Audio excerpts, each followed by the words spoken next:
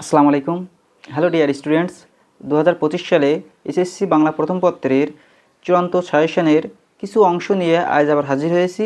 তো দেখেন, আমি সবথেকে সহজ এবং সাবলীল ভাষায় আপনাদের গদ্য এবং পদ্য এবং নাটক এবং উপন্যাসের মূল ভাবটা আমি লিখে দেওয়ার চেষ্টা করব, যাতে আপনারা পরীক্ষায় খুব সুন্দর করে লিখে একটা ভালো একটা মার্ক নিয়ে আসতে পারেন। সেজন্য দেখেন, দেখেন গদ্য নম্বর 1 নম্বরে দিচ্ছি অপরিচিতা। অপরিচিতা গল্পের মূল ভাবটা আসলে কি, মূল ভাবটা আপনারা মুখস্থ করে ফেলবেন। আমি যে মূল ভাবটা লিখছি আপনারা মুখস্থ করে ফেলবেন, তাহলে আপনারা গ বা ঘ দাগে এমনকি এমসিকিউ এবং সিকিউতে সব জায়গায় আপনাদের এটা কাজে লাগবে। সেটা দেখেন, অপরিচিতা গল্পের মূল ভাবটা কি, যৌতুক প্রথার বিরুদ্ধে সম্মিলিত প্রতিরোধ, নারীর অবমূল্যায়ন, অপরিচিতা মনস্তাপে ভেঙে পড়া এক ব্যক্তিত্বহীন যুবকের স্বীকারোক্তির গল্প, তার পাপস্থলনের অকপট কথমালা। এটা হচ্ছে অপরিচিতা গল্পের মূল ভাব।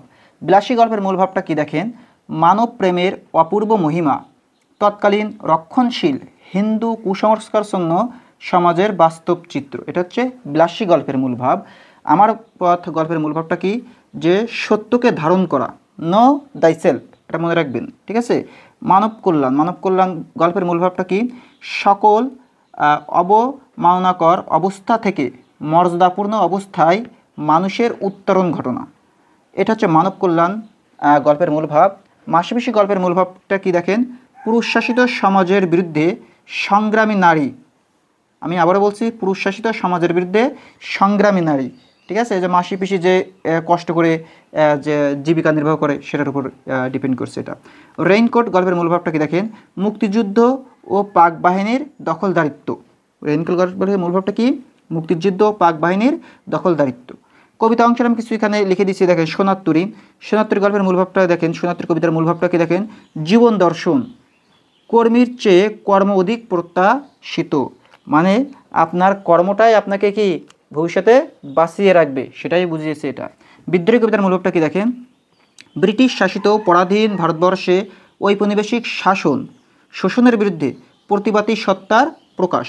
আমি আবার বলছি, ব্রিটিশ শাসিত পরাধীন ভারতবর্ষে ঔপনিবেশিক শাসন শোষণের বিরুদ্ধে প্রতিবাদী সত্তার প্রকাশ।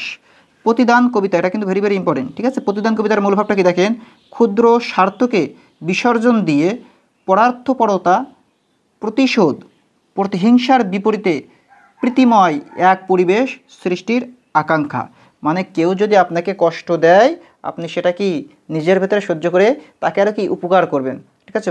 পরোপকারিতা যেটা বললে আপনারা বুঝান। তো দেখেন, এখানে আমি এই কয়টা দিয়েছি এবং আমরা পরবর্তী স্লাইডে আরও কিছু দেখব, সাথে থাকবেন। এখন লক্ষ্য করেন যে 4 নম্বর কবিতা আমি কি বলেছি, যে তাহারে পরে মনে। তাহারে পরে মনে কবিতার মূল ভাবটা কি, বিষাদময় রিক্ততার সুর।